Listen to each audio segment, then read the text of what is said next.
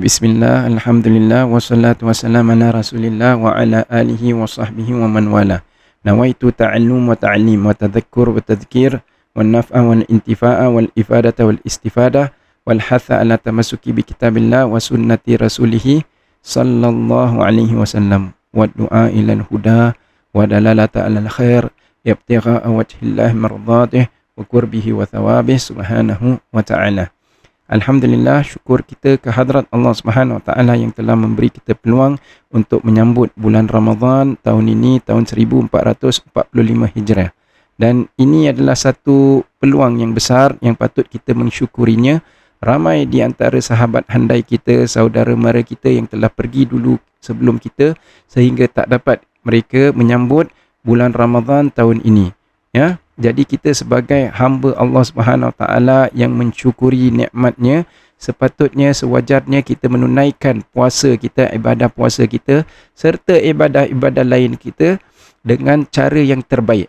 Jadi insya-Allah Taala Al-Fagir akan rakamkan tazkirah insya-Allah Taala tiap-tiap berapa hari dalam bulan Ramadan untuk mengambil manfaat sebagai peringatan buat diri Al-Fagir sendiri dan juga untuk teman-teman sepengajian supaya kita ramai-ramai dapat mengambil manfaat daripadanya. Tazkirah kita pada hari ini datang dengan tema menjaga makan dan minum, menjaga makanan dan minuman kita pada bulan Ramadan. Sebenarnya ia adalah satu yang dituntut pada tiap-tiap hari, tapi terlebih khusus pada bulan Ramadan kerana ada firman Allah Subhanahu Wa Taala. Allah Subhanahu Wa Taala berfirman di dalam Al-Quran, wa idza sa'alaka ibadi anni fa inni qarib ujibu da'watad da'i idza da'an. Yang bermaksud, dan apabila para sahabat engkau wahai Rasulullah bertanya tentang aku, katakan aku ini dekat. Yakni Allah Subhanahu Wa Taala berkata, Allah Subhanahu Wa Taala dekat dengan kita. Aku mengkabulkan doa mereka, yakni Allah mengkabulkan doa-doa mereka yang berdoa kepadaku.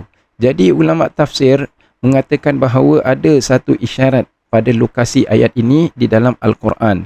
Ayat ini datang selepas ayat-ayat yang membincangkan tentang hukum ahkam berpuasa serta kelebihan bulan Ramadan di dalam Al-Quran, di dalam surah Al-Baqarah.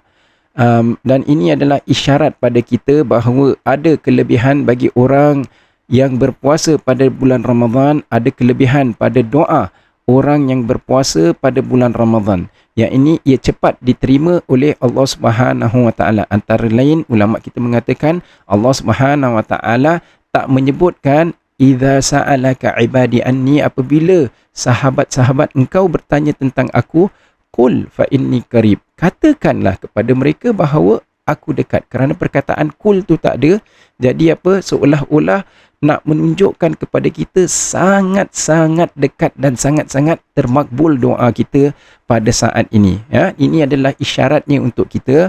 Jadi kita insya-Allah Taala orang yang berpuasa pada bulan Ramadan, kita mengambil manfaat dan kita cuba sedaya upaya untuk melakukan ibadah kita dengan cara yang terbaik insya-Allah Taala. Jadi kita ni berdoa sebagai orang yang berpuasa pada bulan Ramadan, doa kita makbul, cepat diterima oleh Allah Subhanahu Wa Taala. Tetapi ulama kita mengatakan ada beberapa syarat. Antara syaratnya adalah kita patut jaga makan minum kita. Ada hadis Rasulullah sallallahu alaihi wasallam di mana Rasulullah sallallahu alaihi wasallam menceritakan tentang orang yang berdoa, angkat tangan, berdoa kepada Allah Subhanahu Wa Taala dengan bersungguh-sungguh, tetapi doanya tak diterima oleh Allah Subhanahu Wa Taala. Dia berkata, ya Rab, wa mat'amuhu haram wa mashrabuhu haram. Dia berkata, ya Rab, sedangkan sedangkan makanannya dan minumannya adalah daripada yang haram. Jadi sayang seribu sayang kalau kita berpuasa pada bulan Ramadan tapi kita tak jaga makan minum kita bila kita buka puasa. Bila kita buka puasa dan selainnya pada waktu malam kita bersahur dan lain sebagainya.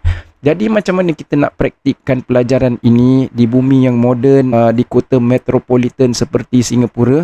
Jawapannya adalah insya-Allah Taala kita ni semua kita berazam untuk antara kita buka puasa di rumah kita sendiri ataupun kita buka puasa di rumah Allah, di masjid, di masjid-masjid. Ada keberkatannya dengan dan dengannya insya-Allah taala kita dapat apa, memelihara mata kita, anggota zahir kita. Kita buka di rumah sendiri, yang ada bersama kita adalah ahli keluarga kita sendiri, mahramiyah kita sendiri, orang yang ada hubungan mahramiyah dengan kita.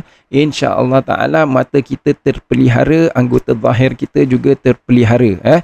Kalau kita buka di luar, mungkin ada waitress kan, yang berkhidmat kepada kita, dan juga mungkin ada selingan muzik yang tak sesuai dengan orang yang berpuasa. Jadi kita dapat memelihara insya-Allah taala anggota zahir kita dengan kita berbuka di rumah sendiri, ataupun kita berbuka di rumah Allah, ataupun tak ada masalah kalau kita dijemput untuk berbuka puasa bersama teman-teman yang soleh, teman-teman yang mengambil berat tentang hukum ahkam agama. InsyaAllah ta'ala itu juga sesuatu yang baik, sesuatu option ataupun alternatif yang baik. Tapi tak apa kalau kita terpaksa sebab tugas rasmi dan lain sebagainya, kena berbuka di luar, bos jemput dan lain sebagainya yang tak dapat dielakkan, maka tak mengapa kita mengikut, kita turut serta. Tapi kita tetap ingatkan diri kita untuk menjaga pandangan, pendengaran kita, dan apabila datang peluang untuk kita undurkan diri, kita undurkan diri, dan kita tidak melebihi kadar keperluan untuk kita berinteraksi dan bermuamalat dengan colleagues kita, dengan teman sekerja kita pada bulan Ramadan. Jadi insya-Allah taala kita cuba sedaya upaya untuk menjaga makan minum kita. Ada hadis Rasulullah sallallahu alaihi wasallam di mana Rasulullah sallallahu alaihi wasallam bersabda, al-halal bayyinun wal haram bayyinun. Yang halal itu jelas, yang haram itu jelas. Wa ma bainahuma syubhat. Dan apa yang di antara keduanya adalah syubhat. Dan baginda sallallahu alaihi wasallam bersabda, wa man waqa fi syubhat waqa fil haram. Dan siapa yang terkena kepada syubhat, termungkin dia akan jatuh kepada yang haram juga. Jadi kita mengambil iktibar daripada peringatan ini, tazkirah ini, serta ayat-ayat Al-Quran, serta ayat Al-Quran yang telah dibaca, hadis-hadis baginda sallallahu alaihi wasallam yang telah kita sebutkan, supaya yang menjadi galakan bagi kita untuk berbuka puasa pun kita jaga di mana kita buka puasa, kerana itu adalah saat mustajab doa. Bila kita sedang berbuka puasa itu, ia adalah saat mustajab doa. Jadi kita menjaga, kita memilih tempat yang sesuai, makan makanan yang sesuai, yang seelok-eloknya, yang seafdal-afdalnya disediakan di dalam dapur kita sendiri. InsyaAllah ta'ala itu yang sebaiknya, dan semoga Allah Subhanahu Wa Ta'ala menerima doa kita dan menerima ibadah puasa kita serta lainnya, qiyam kita, baca Quran kita, semuanya diterima oleh Allah Subhanahu Wa Ta'ala, insya-Allah taala. Dan semoga Allah Subhanahu Wa Ta'ala mengkabulkan segala hajat kita, insya-Allah taala, ala kulli niyatin salihah ma'alud fin wa afiyah, wa yuslih sya'nakum Allahumma batinan la hadratin nabi sayyidina Muhammad sallallahu alaihi wasallam. Al-Fatihah. Alhamdulillah ar-Rahman ar-Rahim. Iyyaka nasta'in.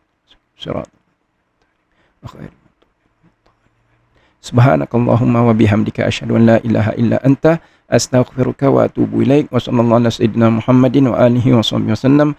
Walhamdulillahi rabbil alamin.